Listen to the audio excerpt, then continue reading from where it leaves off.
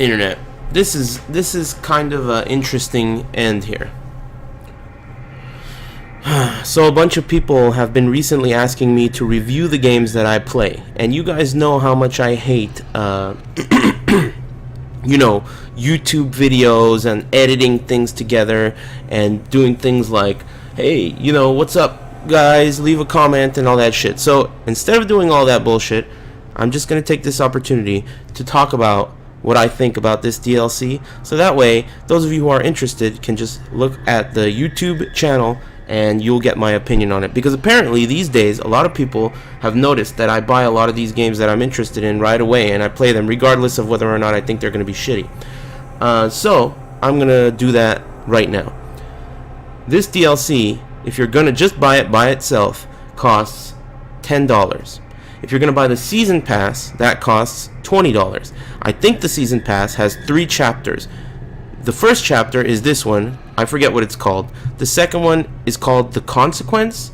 Oh, this one's called The Assignment. The second one's called The Consequence. And the third one I think has something to do with playing as box heads or something like that.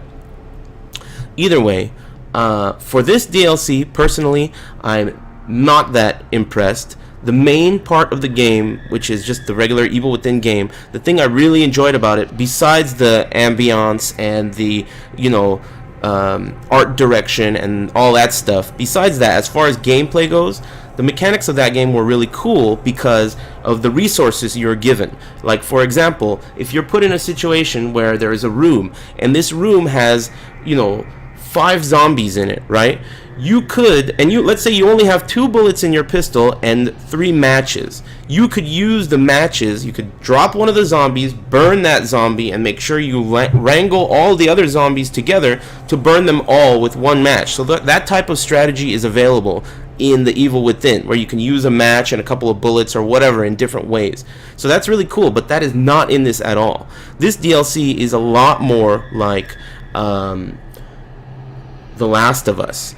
You can't really attack. You only get a gun in one part of the DLC, which is really not like the traditional use of a gun in the Evil Within. It's more like one of those scripted situations where your gun has unlimited ammo and it's just part of a cutscene.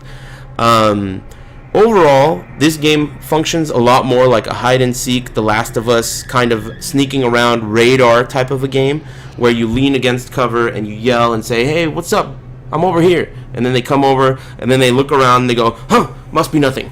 Alright, I'll turn around now. And then boom, critical their ass. That's just the way it works. Personally, that's not my favorite shit in the world. I prefer to be able to have guns and upgrade the guns and stuff. So if that part of Evil Within is what you liked, I don't think you'll like this. But if you just really like scary games that are the kind of games where you get immersed into the atmosphere, but the gameplay itself is not really what it's all about, kind of like The Last of Us, then I think you might like this. There's also a cat, and there's also a couch, and the couch is your save point. Just a tip. Anyway, that's how I feel about it. Is it worth the money? If you're skeptical, then no. You should wait to see what the rest of the DLCs are all about, because this is only one chapter. Is it worth the money? I would wait. If you're all about it, if you really want to support this game because you loved it a lot, like myself, it's worth it. I mean, I bought the Season Pass, $20. I really love the Evil Within, and I really, really want Shinji Mikami to be successful so he can create more games. So, for me, someone who really likes the guy who made the game, and someone who really likes the just main game itself, I think it's worth it. But if you're kind of on the fence, it's probably not worth it. You might want to wait. Either way, whatever. Finished that, and that's my review on it.